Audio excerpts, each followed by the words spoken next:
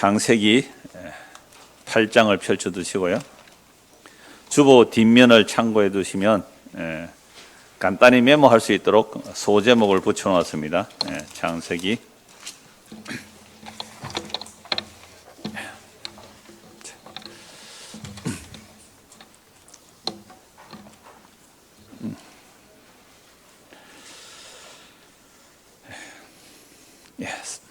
창세기 8장부터 14장까지입니다. 지난주에 창세기 1장부터 7장까지 살펴보았죠. 엄청난 양인데 성경은 압축해서 아주 간략하게 기록하고 있습니다.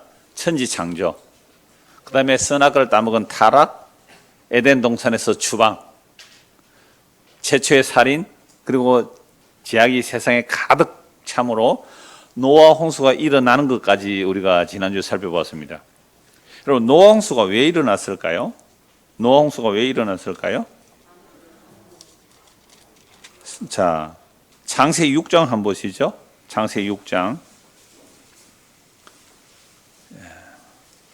1절부터 사람이 땅 위에 번성하기 시작할 때에 그들에게서 딸들이 나니, 이미 아담과 하와가 타락하고 에덴에서 추방되고 나서 죄인된 인간들이기 때문에 죄인된 인간들이 번성하면 번성할수록 뭐도 번성하겠어요?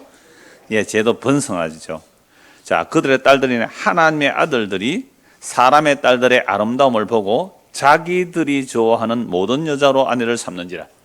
여기서 하나님의 아들들, 제가 전에도 말씀드렸습니다. 셋 계열의 경건한 믿음의 사람들이라고 할 수 있죠.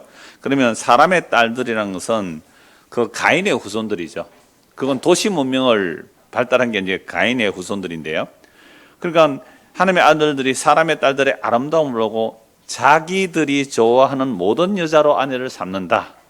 그 다른 특별한 죄가 없어요. 그 뒤에 나오는 말씀을 보면요. 하나님의 아들들이 사람의 딸들 아름다움을 보고 결혼해서 자기들이 좋아하는 사람으로 아내를 삼았는데, 자, 그 일로 인하여 3절 보세요. 여호와께서 이르시되 나의 영이, 하나님의 영이, 루아흐예요. 하나님의 영이 아담을 창조할 때 하나님께서 루아흐를 부르는 게 아니라 그랬죠. 네사마, 살아있는 호흡을 불어넣으시니까 사람이 네펫이, 하이 네펫이 살아있는, 갈망하는 인간이 되죠. 그래서 인간은 이 직립인간인데요. 갈망하는 인간, 하나님의 생명을 받았기 때문에 하나님과 이 교제를 하면서 살아야 사람이에요. 근데 하나님의 생명이 끊어지니까 사람이 직립이 보고 살아가요. 짐승처럼 땅만 보고 살아가죠. 그걸 타락이라고 그래요. 타락한 인간은 생존에 관한 열심만 가지고 있지 생명에 관한 관심조차 없어요. 그게 하이네펫인데요. 하이네펫이 하나님의 숨결, 네사마, 살아있는 하나님의 숨결을 받아서 그 하나님의 숨결이 들어오면 갈망을 하게 돼요. 그 갈망은 물론 생육의 갈망도 필요해요. 목마르면 물 마셔야 되잖아요. 그런 갈망, 자연스러운 갈망이 그거 말고 하나님과 살아있는 그 갈망을 해야 인간인데, 이게 사람인데 그 갈망이 끊어져 버리니까 땅에 대한 갈망만 가지고 살아가죠. 이걸 하이네펫이라고 그래요. 갈망하는 인간. 그 갈망하는 인간이 뭘 갈망하게 되느냐 하니까요, 이미 선악을 아는 열매를 따먹어 버리기 때문에 자기 중심의 선악의 판단으로 살아갑니다. 하나님 보실 때는 남자들, 총각들, 오늘 우리 청년들, 장성미 잘 들어라. 거룩한 백성이 되려면 이렇게 해야 되는 거야. 내가 이 여자가 마음에 들어. 너무 내 취향에 딱 맞아. 너무너무 내 마음에 맞는데 예수님을 안 믿어. 어떻게 해야 되지? 대부분 이렇게 하더라. 내가 사귀어서 전도해서 교회 다니게 하겠습니다. 이건요, 거의 아마 10중 8구 여자한테 끌려가지 남자가 따로 여자를 데리고 오는 경우를 제가 거의 못 봤습니다. 정신 차리라. 그런데 이 말 안 듣고 지 좋아하는 대로 나는 이 여자하고 결혼해서 살래요 하고 결혼해서 살더라 이 말이죠. 여기 무슨 말이라고요? 사람이 자기 좋아하는 대로 결혼해서 살더라. 자기 좋아서 결혼하지 그럼 남자로 결혼합니까? 그러니까 자기 좋은 대로 살아가는 방식, 관혼상제, 뭐 이 성인식을 하든지 결혼을 하든지 장례를 지든지 제사를 지내든지 우리 문화 속에서는 우리가 전부 다 자기 좋은 대로 살아가요. 근데 단지 내 좋은 대로 살아갈 능력이 없어서 내 좋은 대로 못 살고 할 수 없이 회사 가서 일하죠. 그렇죠? 맞잖아요. 아니, 내 좋은 대로 할 것 같으면 내가 사장하지 못한다고 그게 나무 눈치 보면서 밥 벌어 먹겠어요? 시키기만 하죠. 그러니까 우리 인간은요, 자기 좋은 대로 다 살아갑니다. 자기 좋은 대로. 근데 이걸 성경 뭐라 그래요? 이 땅의 세상의 제약이 어떻게요? 가득 차다. 이 땅의 세상이 가득. 그러면 모든 사람들이 자기 좋은 대로 살아가니 그게 지옥이다 이 말입니다. 그래서 하나님이 이렇게 말씀하죠. 3절에 나의 영이, 이 하나님의 루아흐예요. 그러니까 하나님의 루아흐는 구약시대에 보면 이렇게 감싸고 있는 거예요. 감싸고. 그러니까 하나님의 신이 수면 위에 운행하시다. 그 루아흐예요. 하나님이 천지 창조에 감싸고 있는 형태예요. 감싸고. 안에는 안 들어오신 거죠. 안에는. 이 아담도 하나님의 영이 안에는 안 들어왔다고요. 그러니까 하나님의 영이 감싸고 있었는데 나는 함께 안 할 하나님이 떠나버리겠다는 거죠. 그래서 3절 여호와께서 이제 나의 영 루아흐가 영원히 사람과 함께 하지 아니하리니 이는 그들이 뭐요? 육신. 요걸 바사라라 그러는데요. 그래서 인간은 갈망하는 인간, 하나님의 숨결이 들어와 있으면 갈망하는 인간, 하나님과 교제하고 살아야 되는데 그 하나님의 교제가 끊어져 버렸죠. 이걸 예레미야 2장 13절에 하면 이스라엘이 두 가지 악을 하는, 하나는 생수의 근원인 하나님을 버린 것과 스스로 웅덩이를 판 것인데 물을 가두지 못할 터진 웅덩이. 그래서 인간은 밑 빠진 독에 물 부어가면서 살잖아요. 아무리 채워도 그게 갈급함을 채울 수가 없어요. 아무리 채워도 채워지지가 않아요. 그러면 자동차 타고 가면요, 한 번씩 앞에 차 번호판 한 번씩 이래 봐요. 그러면 요즘은 조가 있대요, 조. 뭐 29조에 뭐 5, 6, 7, 8 뭐 이렇게 나오잖아요. 29조 하니까 무슨 생각이 났어요, 제가? 웃는 사람 생각난다. 29조가 있으면 뭘 할까? 제가 얼마나 돈을 사랑해 보세요. 29조가 있으면 뭘 할까? 그러니까 그러한 우리 인간의 생존에 대한 갈망만 가지고 사는 거죠, 타락한 게. 그게 바사라 돼버렸죠. 하나님의 영이 이렇게 감싸고 있다가 떠나버리니까 인간은 바사라. 그래서 몰락하는 인간. 인간은 생존을 위하여 살다가 몰락해 가는, 흙으로 돌아가야 될 인생. 그런데 흙으로 돌아가는 것은 끝이 아니라 둘째 삶이 있잖아요. 이 인생을 우리가 다 이 인생을 살아가고 있어요. 그러니까 오늘 이 세상 자체도 뭐예요? 하나님께서 보실 때는 세상에 뭐가 가득해요? 제약이 가득한 거예요. 그러니까 뭐 흉악한 범죄가 가득한 게 아니라 사람이 자기 좋은 대로 살아가는 방식. 그래서 그렇게 해서 뭘 만들어내요? 4절 보세요. 당시의 땅에는 네피림, 이거 뭐 여러 가지 말하는데 그냥 영웅이에요. 영웅 혹을. 네피림이 있었고 그 후에도 하나님의 아들들이 사람의 딸들에게 들어와 자식을 낳았으니 그들은 용사라, 고대의 명성 있는 사람들이에요. 명성 있는 자, 우리 이거 다 좋아하잖아요.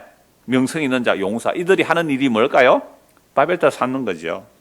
자, 이런 내용들을 우리가 지난주 살펴보았는데요. 그래서 천지 창조의 목적은 이미 지난주에 말씀드린 대로 예수 그리스도를 위하여, 예수님께서 예수님을 위하여 천지를 창조하셨어요. 그러니까 오늘 우리가 예수를 믿는다는 것은 천지 창조의 목적을 아는 거예요. 천지 창조의 목적을 아는 거죠. 내가 주인이 아닌 거죠. 그러니까 오늘 광주에서 오신 분과 이제 식사하면서 좀 교제를 했는데 어떤 분에게 이런 질문을 했대요. 자기가 한 3, 4개월 전에 도대체 이건 복음이 아니다. 그래서 성경을 얘기할 때 예수님으로 시작해서 예수님이 과정이고 예수님이 결론이 나야 한다. 그런데 대부분 말은 그렇게 한대요. 말은 그렇게 하는데 결론은 항상 예수로 결론이 안 나오더라. 그렇게 해서 이제 일주일 전에 1월 1일 날 설교를 듣고 오늘 여기 찾아오셨다 그러는데요. 그래서 어떤 분이 이렇게 질문을 했대요. 당신은 주님을 뺀 예수를 믿습니까? 주 예수를 믿습니까? 이렇게 물었대요. 헷갈렸대요. 그 사람은. 뭐 이런 말을 하지? 우리가 주 예수를 믿는다는 말은 나는 주가 아니고 뭐예요? 나는 피조물이고 종이라는 뜻이잖아요. 그 주 예수를 믿어라 이 말은 천지 만물은 나를 위해서 만드신 것이 아니라 예수님께서 예수를 위해 만드는 거잖아요. 그러니까 오늘 저와 여러분의 삶의 방향성과 목적이 안 잡혀 있으면 사는 게 짜증나고 신경질 나고 힘들고 피곤하고 괴롭고 빨리 죽고 싶고 막 그래요. 왜 그래요? 내가 내 인생의 주인이 되어 있는데 주인된 내 인생이 안 기쁘죠? 내가 주인으로 살지 못해요. 힘들어요, 피곤해요, 짜증나요, 원망나요. 이건 자기의 자리를 이탈한 타락한 인간의 생각들이거든요. 그래서 예수님이 주라는 고백은 예수님이 주, 천지 만물은 나를 중심으로 돌아가는 게 아니고 나를 중심으로 돌아가는 게 아니라 천지 만물은 누구 중심으로 돌아가야 돼요? 예수님을 중심으로 돌아가야 돼요. 여러분들이 신호등을 건너려고 하는데 파란불 있다가 갑자기 빨간불 딱 되면 어떻게 해요?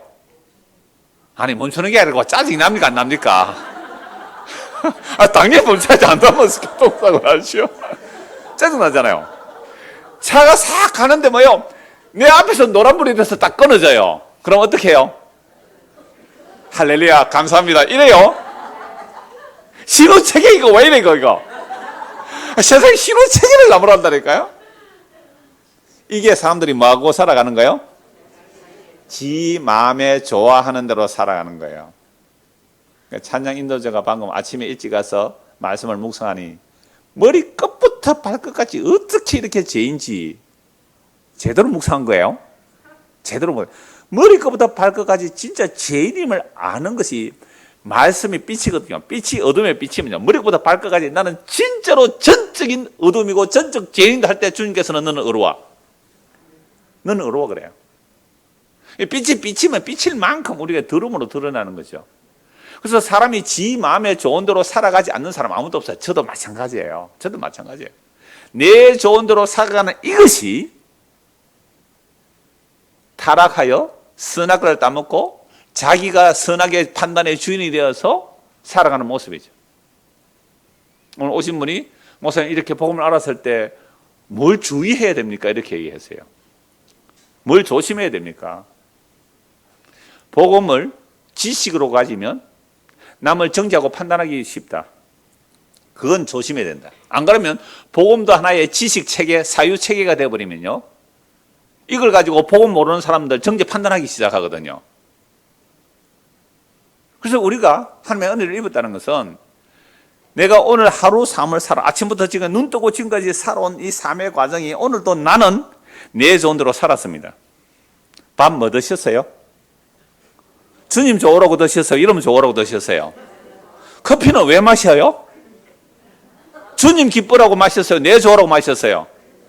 저는 잠 깨려고 마셨지. 그 예배 시간에 잠 안 잘 났고. 그거 보세요.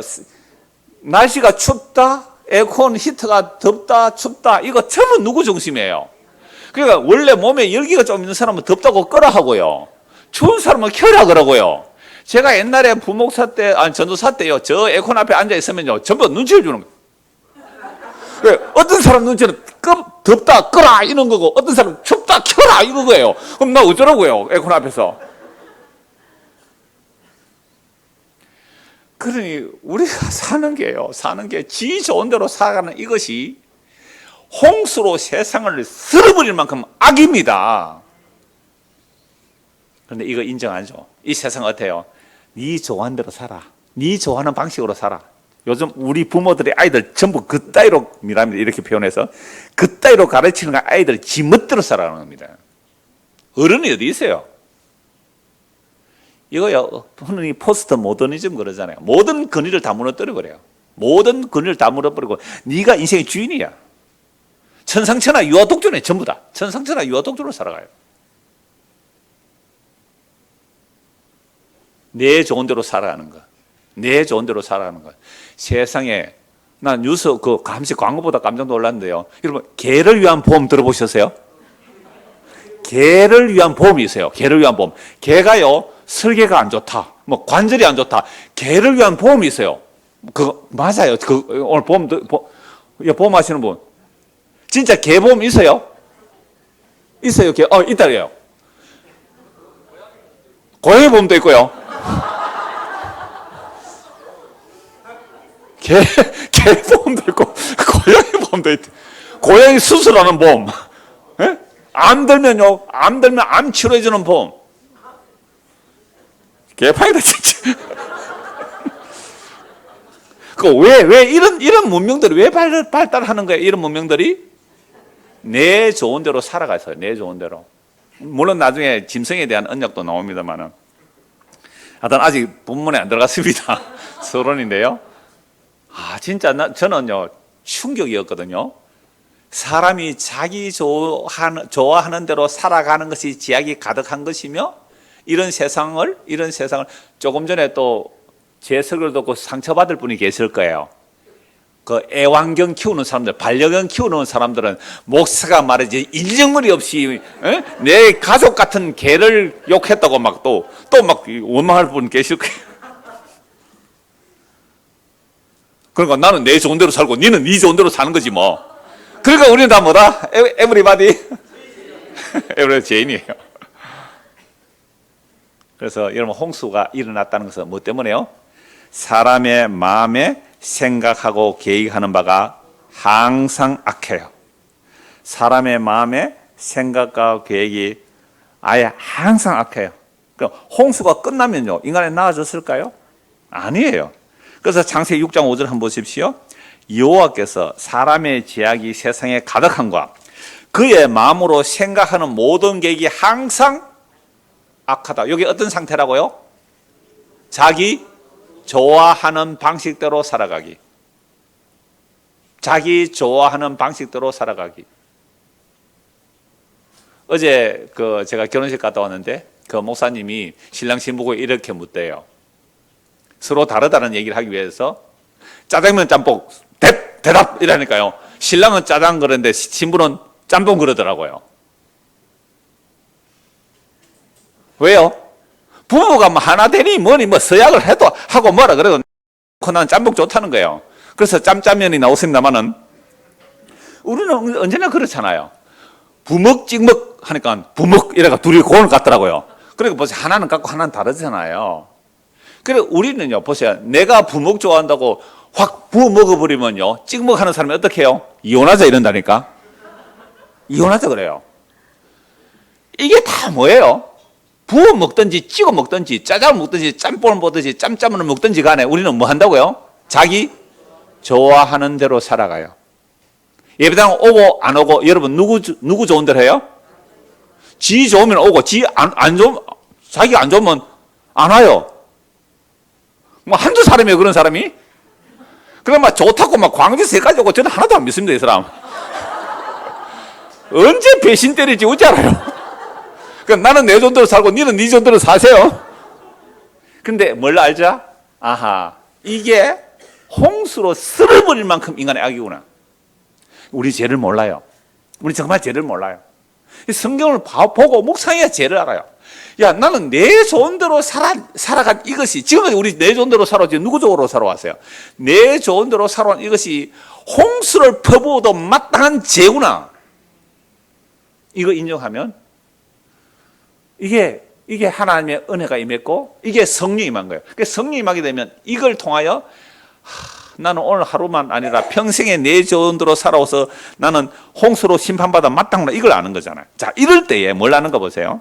항상 악한데 하나님께서 세상을 완전 쓸어버리겠다. 완전히 막 짐승까지 다 쓸어버리겠다 라고 하면서 8절입니다. 그러나 뭐예요? 노아는 은혜를 입었더라. 그러니까 노아는 은혜를 입었기 때문에 뭘 만들어요? 방주를 만드는. 자, 방주 노아가 끝났습니다. 창세기 8장 1절에서 19절까지는요, 창세기 8장 1절에서 홍수가 거치는데 그 방주 안에 기간이 약 1년 17일 걸려요. 1년 17일. 그게 창세기 7장 11절 한번 보세요. 노아 600세 되던 해 둘째 달, 곧 그 달 11의 날이라. 그 날에 이제 홍수가 터져 나오죠. 자, 그 다음에 8장 13절 보세요. 8장 13절. 601년, 그냥 노아 홍수 600년에 홍수가 나는데 601년, 1년이 지났잖아요. 첫째 달, 곧 그 달 초 하룻날에 땅에서 물이 거친지라. 노아가 방주 뚜껑을 째치고 본즉 지면에서 물이 거쳤더니 둘째 달 21의 날에 땅이 말랐더라. 그러니까 둘째 달 21의 날에 이제 방주에서 나오지 않아요. 그러니까 약 1년 17일 동안 방주 안에 살았어요. 엄청 오래 방주 안에 있었죠. 만 1년을.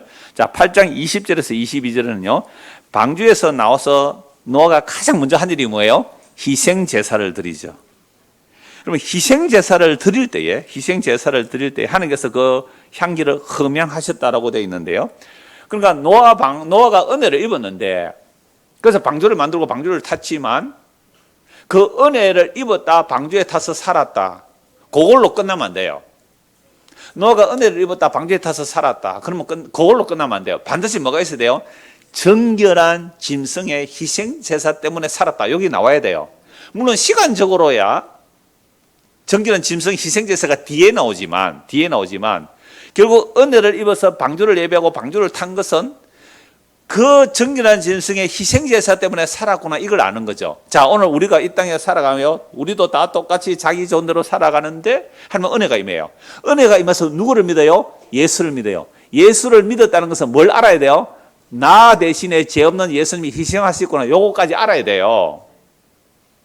이거 빠져버리면 나 예수 믿었잖아. 이렇게 나와버리는 거죠. 아니요. 은혜를 입어서 예수를 믿었는데, 예수 믿었다는 말은 뭐예요? 내가 물에 빠져 죽어야 되는데 저 정결한 짐승이 대신 물에 빠져 죽었구나. 저 정결한 짐승이 대신 저주받았구나. 이걸 아는 거죠.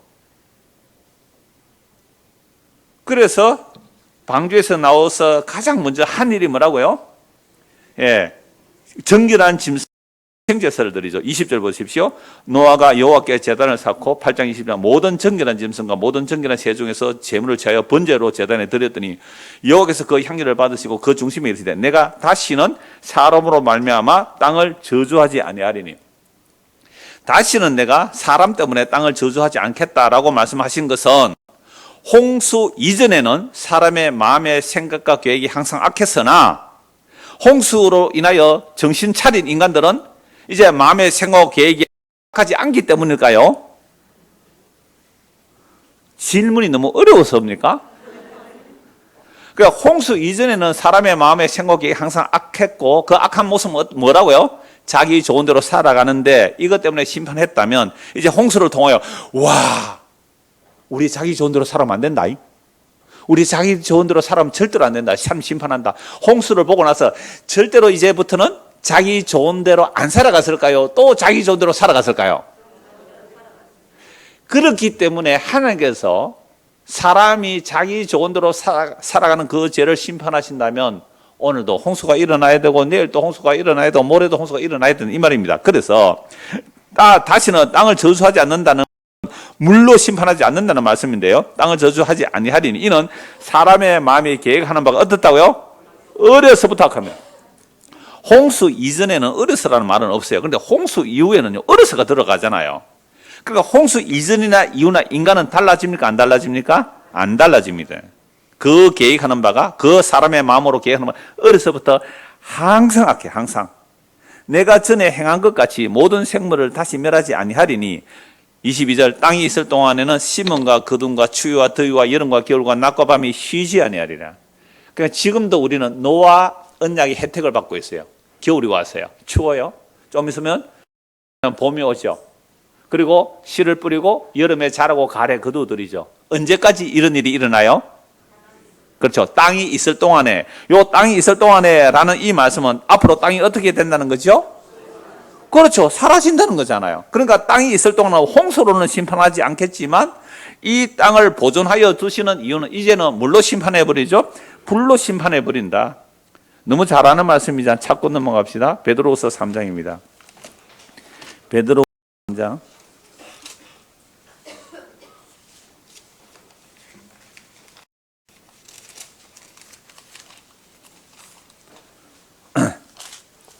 베드로후서 3장 3절입니다. 자, 먼저 이것을 알지니 말씀하는 자들이 와서 자기의 정욕을 따라 행하며 조롱하여 이르되 이미 2000년에도 이 말씀 했단 말이죠. 주께서 강림하신다는 약속이 어디 있느냐? 조상들이 잔 후로부터 만물이 처음 창조될 때와 같이 그냥 있다니 이는 하늘이 옛적부터 있는 것과 땅이 물에서 나와 물로 성립된 것도 하나님의 말씀으로 된 것을 그들이 일부러 잊으려 함이로다. 이게 언제 때 이런 일이 있었다고요? 노아 홍수 때. 그러니까 노아가 은혜를 입어서 방주를 만드니까 사람들이 뭐라 그랬어요? 야, 너 왜 방주 만드니? 하나님께서 물로 세상을 심판하신대. 웃기지 마라. 그런 일이 어디에 있느냐? 라고 할 때에 하나님이 천지를 창조하실 때 이 지구가 원래 어디에 있었어요? 물 속에 있었잖아요. 물 속에 있었다는 이 말씀을 일부러 어떻게 해요? 잊어버리려 했다고. 그래서 홍수 심판을 통하여 이 지구가 원래 물 속에 있어서 하고 물을 150일 동안 지구가 전체 물 속에 갇혀 있었어요. 150일 동안. 방주가 떠다니는 기간이 150일이거든요. 홍수는 40일 쏟아졌지만 40일 홍수만 쏟아진 게 아니라 땅에서 샘이 터져나와요. 그래서 지구 전체가 물에 잠겨버렸어요. 그게 40일 동안 비 오고 나서 방주가 물에 떠다니는 기간만 150일. 그냥 지구 전체가 150일 동안 물 속에 잠겨 있었고요. 150일 전에서 물이 좀 빠지면서 아라라산에 방주가 걸리거든요. 그래서 지금도 산 꼭대기에서 뭐가 나와요? 소금이 나와요. 그죠? 산 꼭대기에서 소금이 나와요. 그게 옛날에 뭐였어요? 바다였잖아요. 산 꼭대기에서 지금 화석이 나오고 있잖아요. 그걸 뭐 지질학에서는 땅이 융겠다.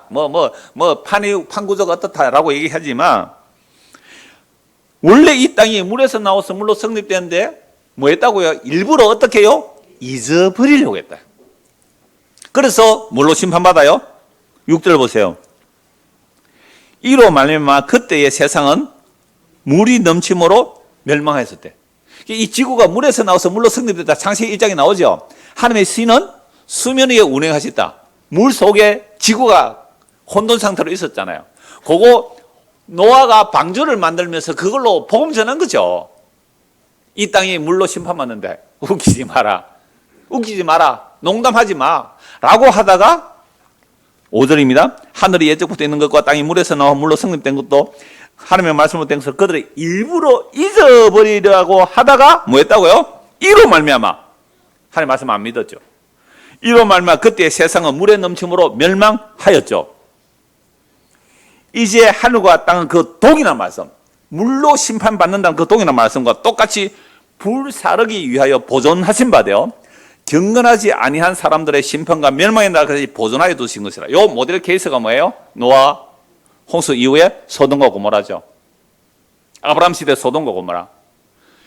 여보게, 이 지금 소돔과 고모라 성에서 하늘에서 불이 내려 불이 태워버릴게. 뭐라고 했어요? 롯의 사이들이 농담으로 여겼더라. 하나님의 말씀을 농담으로 여기기 때문에 소돔과 고모라 불에 태워지잖아요. 지금 눈에 보이는 하늘과 땅이 불에 태워서 사라진다. 하하, 웃기고 있는 농담으로 이런 사람 너무 많아요. 눈에 보이는 하늘과 땅이 불에 태워서 사라진다는 것을 농담으로 여긴 사람이 한두 사람이 아니에요. 그들이 모델 케이스가 소돔과 고모라야. 이 성이 불이 탈 테니 빨리 나가세. 장인어른, 목사님 농담하지 마세요. 성경의 말씀을 농담으로 여기고 노아 홍수 때는 하나님의 말씀을 일부러 잊어버리려 했고, 그래서 그때 물이 넘친 것이 이제 눈에 보니 하늘과 땅은 불태워지기 위해서 보존하신 바 되어 있습니다. 이 말씀을 여러분 믿으십니까?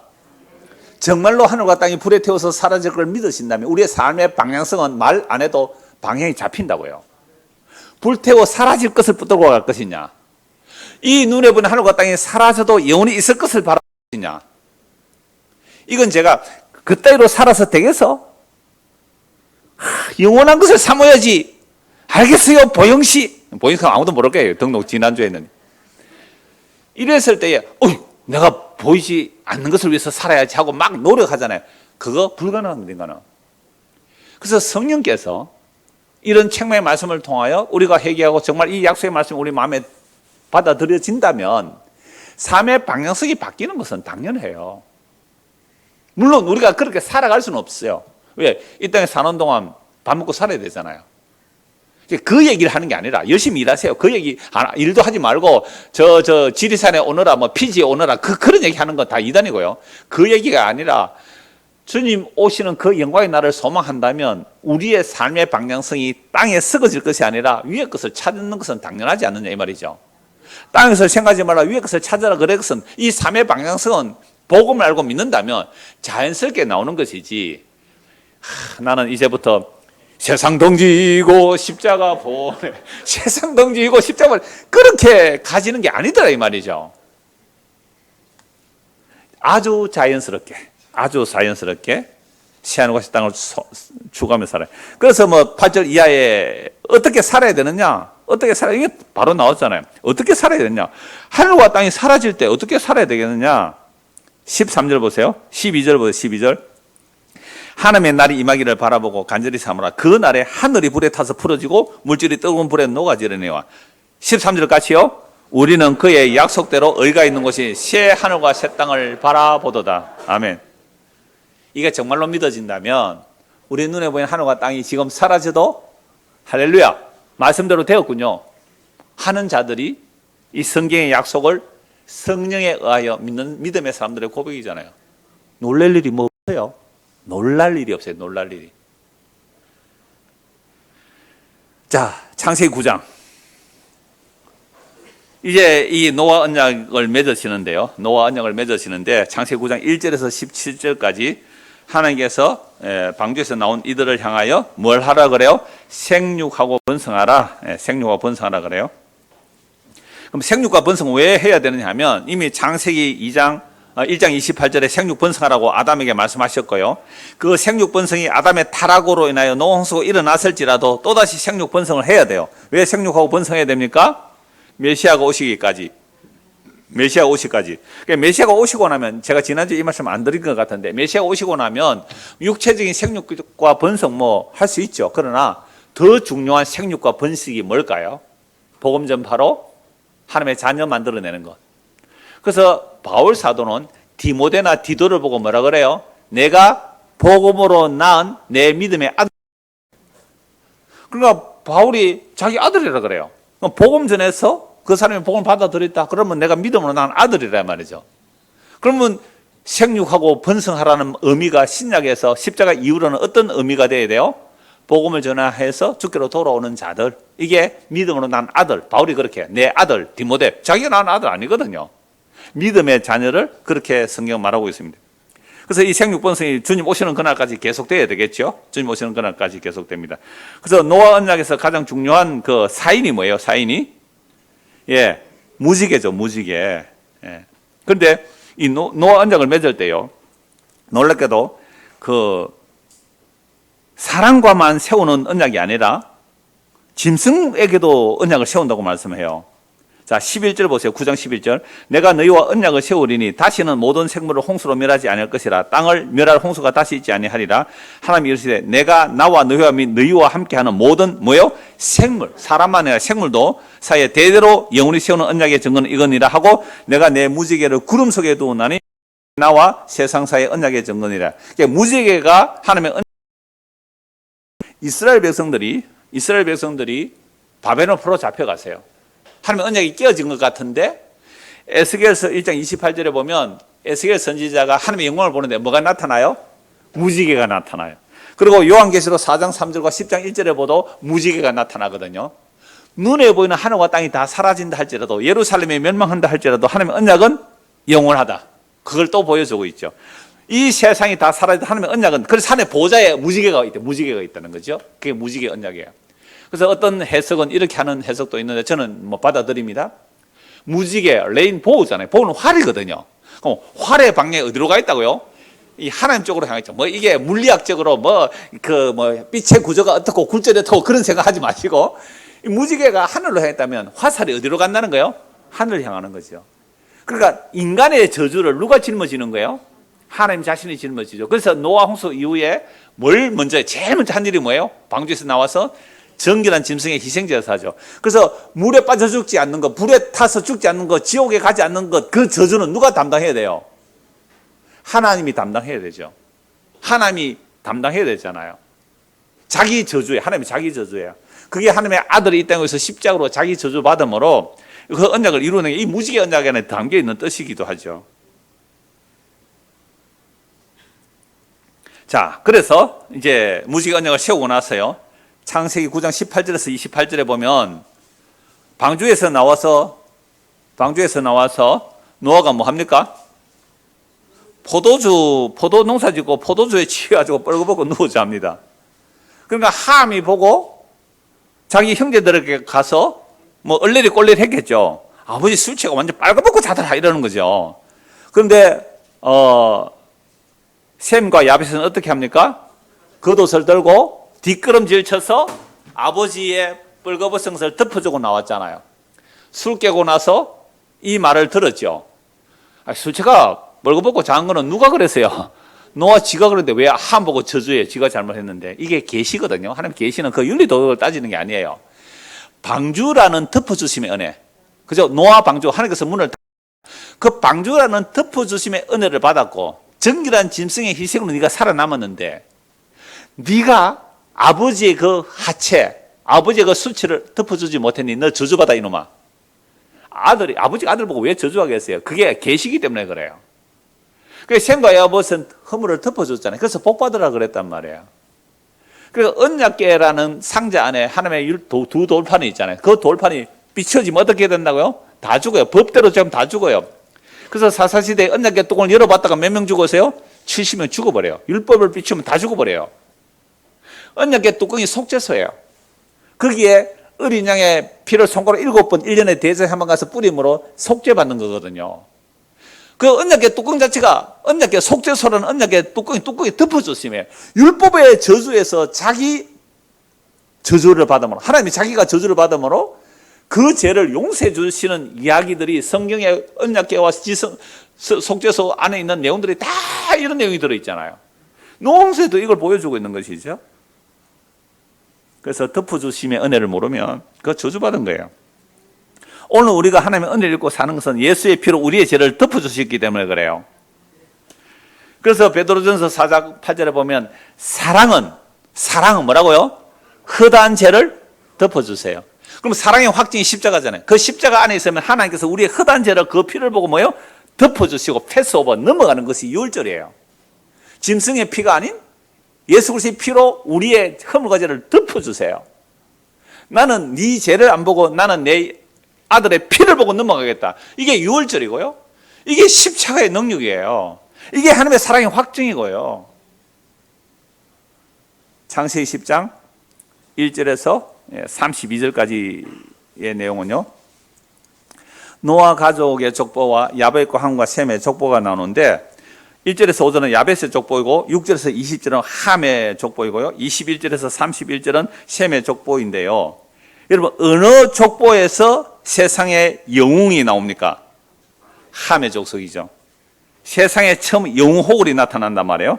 아까 하나님의 아들들이 사람의 딸들이 아름다움을 보고 취한다 그런 모습과 노아홍수 이후에도 똑같이 이 세상의 영웅호굴들을 원하는 그 니므롯, 그들이 바로 바벨론 제국의 수도가 되는 것이죠. 아수르와 바벨론 제국의 수도가 되는, 아수르 제국의 수도가 니느웨잖아요. 그 바벨론 제국의 수도가 되는 그런 곳에 니므롯이 등장하죠. 그러니까 이들은 함의 족속인데, 저주받은 함의 족속인데 땅의 영웅이 되더라. 땅의 영웅이 되더라. 그래서 셈의 족보에서 결국 아브라함이 나오는데요. 11장 1절에서 9절은 이제 바벨탑 사건이 일어나죠. 바벨탑 사건에서 구운 벽돌이에요. 구운 벽돌.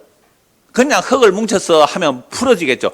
구우니까 얼마나 단단하겠어요. 그걸 진흙으로 이게 바르는 게 아니라 뭐래요? 역청으로. 그래서 제가 오래전에 그 바벨론 지역, 옛날에 바벨론 도시가 있었던 그 지역에 아직도 역청이 흐르고 있어요.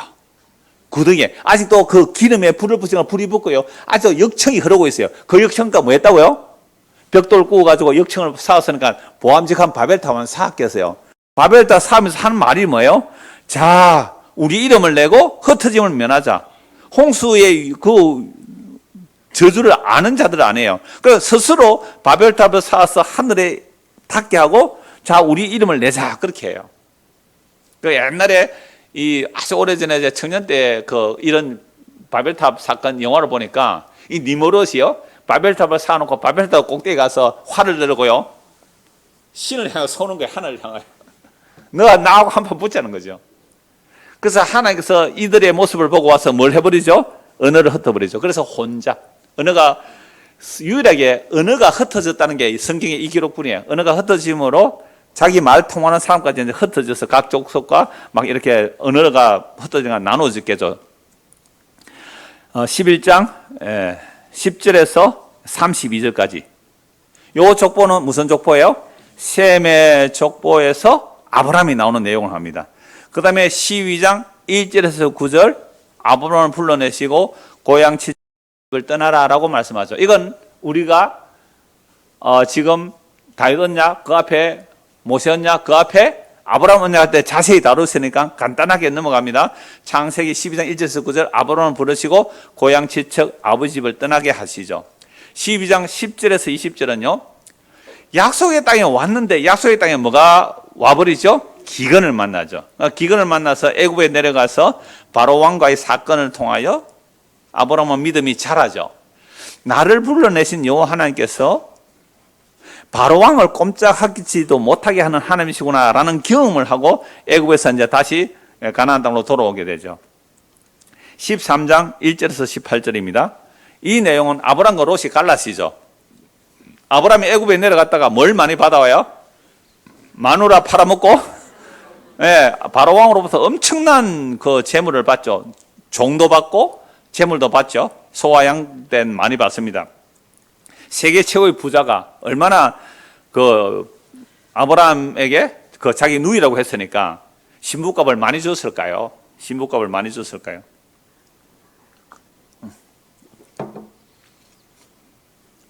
그 신부값 얘기하니까 어제 결혼 주례할 때 목사님 자기는 주례할 때마다 거의 한다 그러던데 우리 딸 주례할 때도 그 말씀 하셨습니다만은 이건 뭐 실제로 있었던 얘기 같아요. 어떤 외과사가 저 아프리카인지 뭐 어딘지 뭐 거기에 갔더니 거기는 이제 남자가 여자에게 청혼을 해서 결혼할 때 여자의 몸값을 남자가 지불하고 가져오는데 뭐 소 한 마리 일반적으로 한 마리 정도 주면 신부를 데려올 수 있대요. 근데 정말로 그 신부가 고귀하고 조건이 좋으면요 소를 3마리까지를 주고 신부를 데려온대요. 근데 어떤 남자가 어떤 여자를 데려오는데 역사상 있지 않는 소 9마리를 주고 데려왔대, 신부를. 좀 놀라야 한대요. 그러니까 다들 모든 사람들이 그 신부가 도대체 어떤 사람이냐.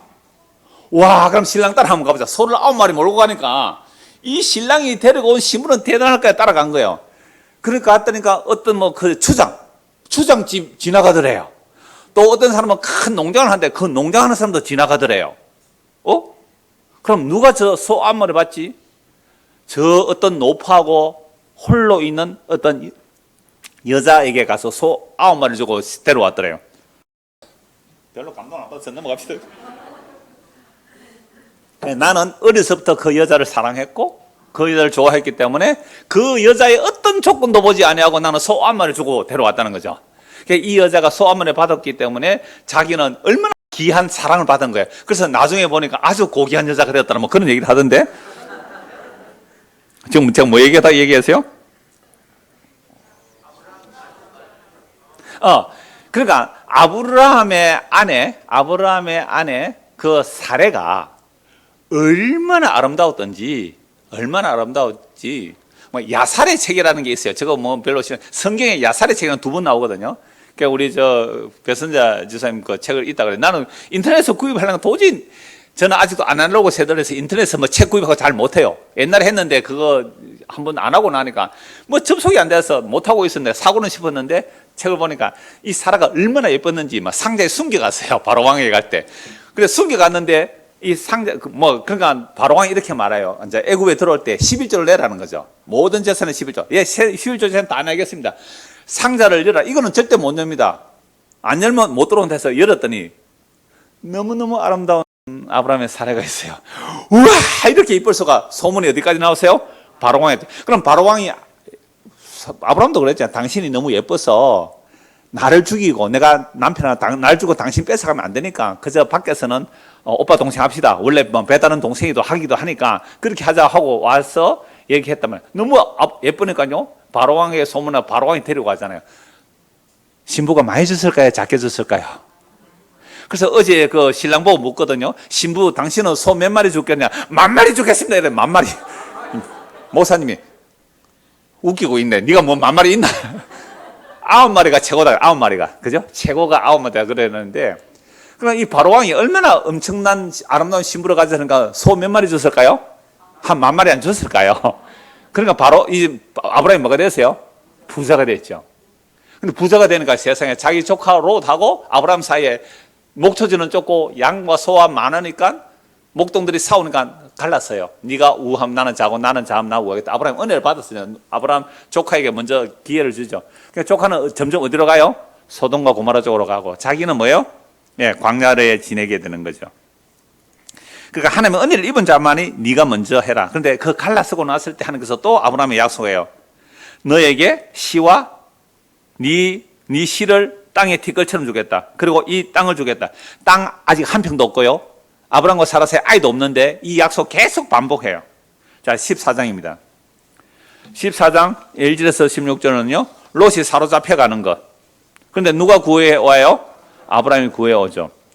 롯이 사는 그 소돔의 작은 나라 5 왕이 12년 동안 좀 큰 나라겠죠. 그들로 오멜을 섬기다가 13년째 배반합니다. 14년째 그들로 오멜이 세 나라 왕과 연합해서 공격하니까 아예 게임이 안 되죠. 그래서 소돔과 고모라 성에 있는 사람들 다 잡아가 버리죠. 물론 재산도 다 빼앗아갔습니다. 이때 아브라함이 318명 자기 사병과 그리고 동맹한 아넬과 에스겔 마므네 세 명의 동맹군이 있어요. 그들과 함께 가서 기습해서 대성 거두고 이제 뺏어올 때에 그 다 구해올 때 소돔 왕과 그 멜기세덱이 영접을 하는데 소돔 왕은 나에게 사람만 주고 재산만 가져가라라고 하니까 아브라함이 뭐라 그래요? 아니요. 하나님께서 나와 함께 하셔서 내가 살아가는데 내가 당신의 도움으로 부자 됐다는 소리를 듣지 않게 위하여 실오라기 하나도 나는 가져가지 않겠소라고 다 돌려주죠. 소돔. 그러나 동맹군들은 먹어야 되니까 그들에게 것은 주세요. 나는 내 것은 안 가져간다 라고 하는데 또 누가 축복해요? 멜기세덱이 축복하죠. 오늘 멜기세덱 좀 하려고 빨리 지나갑니다. 자, 멜기세덱이 아브라함을 영접하죠. 그 부분 한번 찾아봅시다. 창세기 14장 14장 18절 살렘 왕 멜기세덱이 떡과 포도주를 가지고 나왔으니 그는 지극히 높으신 하나님의 제사장이었더라. 이 당시에 어떻게 제사장이 나타났을까? 이 당시에 어떻게 하나님 제사장이 나왔을까? 참 신비하죠. 자, 그거 이제 신약에서 설명을 하는데요. 그가 아브라함에게 축복하 이르되 천지의 주제이시여 지극히 높으신 하나님이여 아브라함에게 복을 주옵소서. 너희 대적을 네 손에 붙이신 지극히 높으신 하나님을 찬송할지로다 하며 아브라함이 그 얻은 것에서 10분의 1을 멜기세덱에게 주었더라. 아브라함이 318명과 동맹군 3명을 데려갔지만 다 해봤자 뭐 몇천 명밖에 안 될 거예요. 그런데 왕들은요 뭐 수만 명일 수 있잖아요. 그들을 이기고 왔을 때에 아하, 이것은 내가 승리한 것이 아니라 하나님 아버지께서 여호와께서 대적을 내 손에 붙여주셨구나. 이걸 누구를 통해 알아요? 멜기세덱을 알고 다니까 멜기세덱에게 뭘 바쳐요? 10분의 1을 바쳤죠. 이 율법이 있기도 전에 10분의 1을 바쳤다는 것은 나의 승리는 내가 아니라 주님께 있습니다 라고 멜기세덱에게 11조를 바치죠. 이게 나중에 레이지파가 아브라함의 허리에 있을 때 멜기세덱 바쳤다 해서 그 11조의 근원이 그리스도임을 말씀하기 위해서 이 멜기세덱을 말하고 있는 거죠. 자, 그래서 이 멜기세덱이 지극히 높으신 하나님의 제사장으로 나타나는데, 그래서 살렘은 평강이라는 뜻이거든요. 평강의 하나님. 그 하나님께서 멜기세덱을 통하여 하나님의 이름으로, 여호와 이름으로 아브라함을 축복하고 있죠. 그럼 이 멜기세덱을 신약 성경 어떻게 말하는가? 시편에 한번, 그리고 히브리서 굉장히 많이 나타나는데요. 두 곳 오늘 찾아보고 마무리하려고 합니다. 시편 110편을 한번 보십시오. 시편 110편.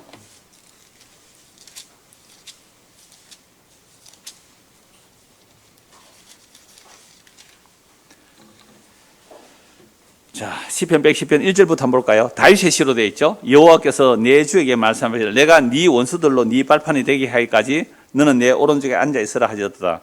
여호와께서 내 주에게, 이게 다른 번역 어떻게 되어 있어요? 주께서 내 주에게. 오늘 광주에서 오신 분이 1월 1일 날 그 순천에 뭐 부모님 계시는가 해서 아내하고 같이 차를 타고 가면서 주께서 내 주에게 이게 무슨 말씀일까 생각하다가 유튜브로 찾았대요. 주께서 내 주에게. 그러니까 제 설교가 떠들어요. 1월 1일 날, 오늘 1월 8일, 그러니까 8일 전이죠.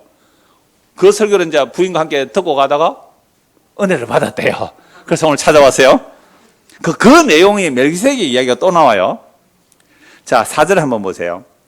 여호와는 맹시하고 변하지 아니하시리라 이르시기를 너는 멜기세덱의 서열을 따라 영원한 제사장이라. 그러니까 다윗이 지금 성령의 감동으로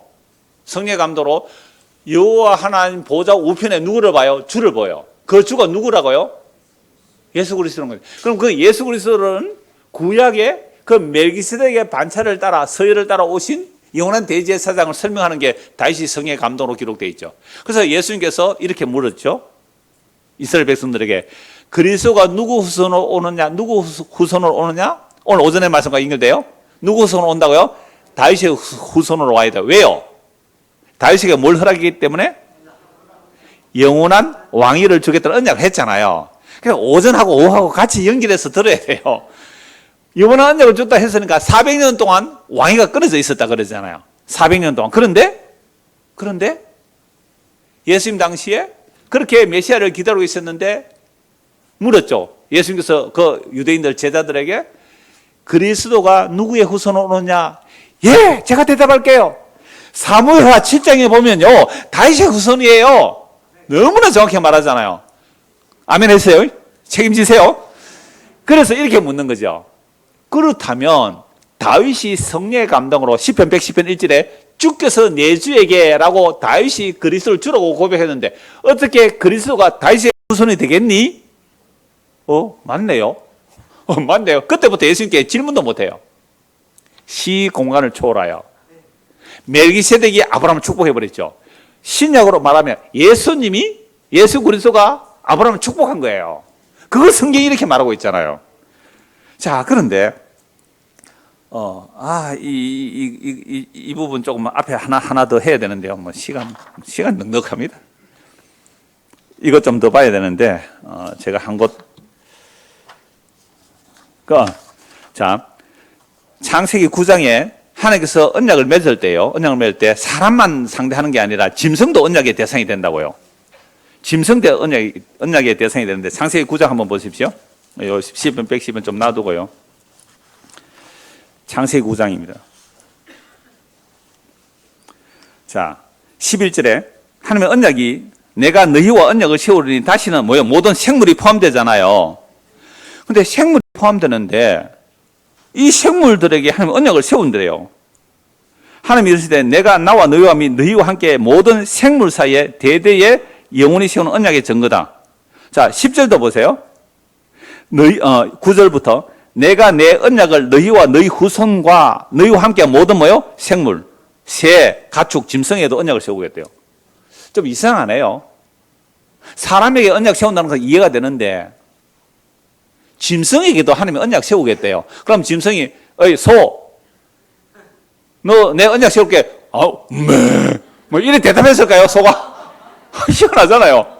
염소가 네네 하면서 뭐 이렇게 언약 하나님의 언약을 체결할 때 야 염소야 내가 니하고 무지개 언약을 세울 테니까 너도 멸망 안 할 거야. 네네 뭐 이렇게 대답했을까요? 이상하잖아요. 성경 읽으면서 이런 게 안 이상했어요? 저 신대원 1학년 때 구약학 교수님, 여튼 구약학 교수님이 계셨는데, 짐승과 언약을 맺은 것을 어떻게 생각하느냐라고 했을 때 대답 잘 못 했거든요. 하나님의 언약이 완성되면 짐승들의 혜택이 돌아간다. 그 정도만 생각했는데요. 이것 전에 설교할 때 한 말씀 드렸는데, 여러분, 짐승을 어떻게 하면서 언약을 맺으시겠다고 하는 거예요? 짐승은 하나님의 언약에 일방적 혜택을 받는 것이지 하나님의 언약에 순종하신다 이렇게 말해요? 안 해요. 못하죠. 그래서요 사람이 짐승이에요.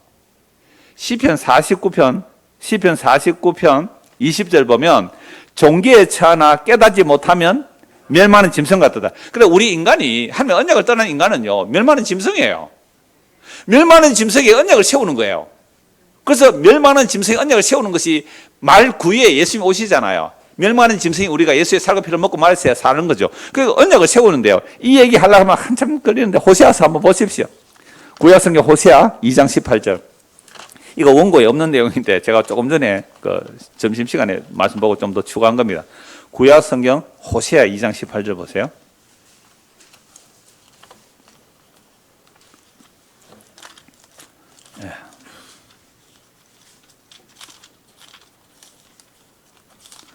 호세아 2장 18절.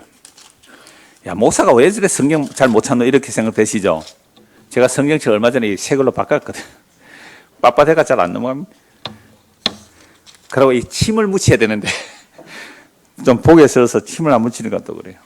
그러니까 늙으면 뭐가 빠져요? 몸에서? 예, 수분이 빠지면 이제 죽을 때가 다 돼갑니다. 호세아서 2장.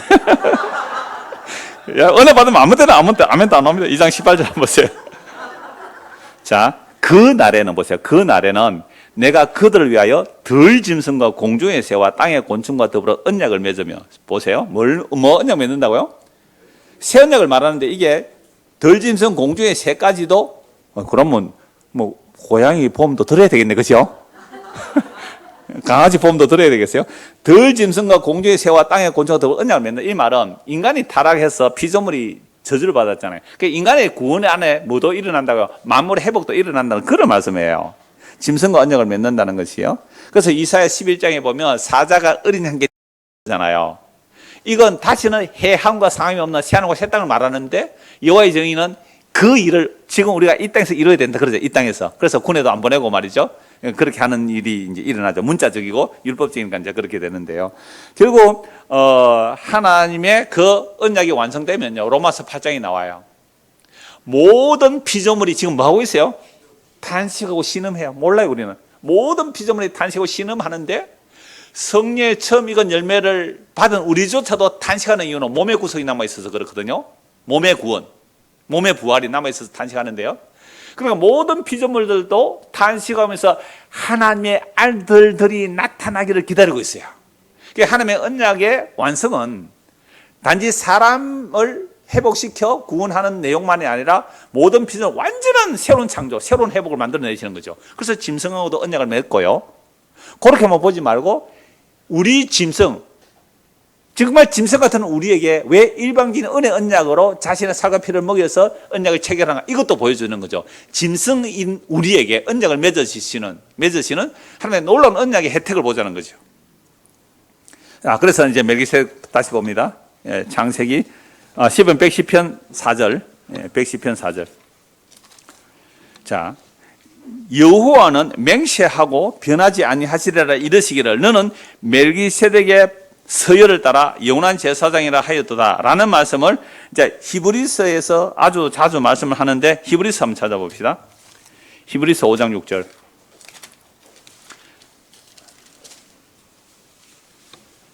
또한 이와 같이 다른 데서 내가 영원히 멜기세덱의 반차를 따르는 제사장, 이거 시편 110편 4절을 히브리서 5장에서 인용하죠. 예수님을 얘기하는 거죠. 5절 보세요. 또한 이와 같이 그리스도께서 대제사장이 되심도 스스로 영을 취하심이 아니요 오직 말씀하신 이가 그에게 이르되 너는 내 아들이니 내가 오늘 너를 낳았다. 시편 2편이죠. 또한 이와 같이 다른 새 말씀에 네가 영원히 멜기세덱 반차를 따르는 제사장이라. 이것도 시편 110편 4절에 다 다윗의 시편이잖아요. 다윗이 성령의 감동으로 장차 오실 누구를 바라본 거예요? 그리스도를 바라본 것인데 그 그리스도는 누구라고요? 멜기세덱이죠. 그 멜기세덱을 누가 바라보았어요? 아브라함이 바라봤잖아요. 그러니까 아브라함과 다윗이 다 멜기세덱을 얘기하고 있네요. 그렇죠? 아브라함이 멜기세덱을 바라보았고요. 천년 뒤에 아브라함보다 천년 뒤에 다윗이 멜기세덱을 얘기하네요. 놀랍잖아요. 이런데 안 놀라면 뭐에 놀랍니까? 제가 기적을 한번 일으킬까요? 그런 건 놀랄 일이 아니에요. 아브라함이 멜기세덱을 봤는데 다윗이 멜기세덱 보고 주님 이렇게 말했다고요. 이게 놀라운 일 아니에요? 그래 아브라함과 다윗의 자손 예수 그리스도의 세계라. 그 예수 그리스도 아브라함이 본 멜기세덱이고 다윗이 본 멜기세덱이다 이 말 아닙니까? 벌써 강주에서 와니까 아멘 하지. 우리는 아멘 안 돼. 이미 그런 거 많이 들었다. 많이 묻었다 이거. 벌써 아브라함이 멜기세덱 보고 다윗이 멜기세덱 봤다니까요. 근데 그분이 십자가에 죽더란 말이죠.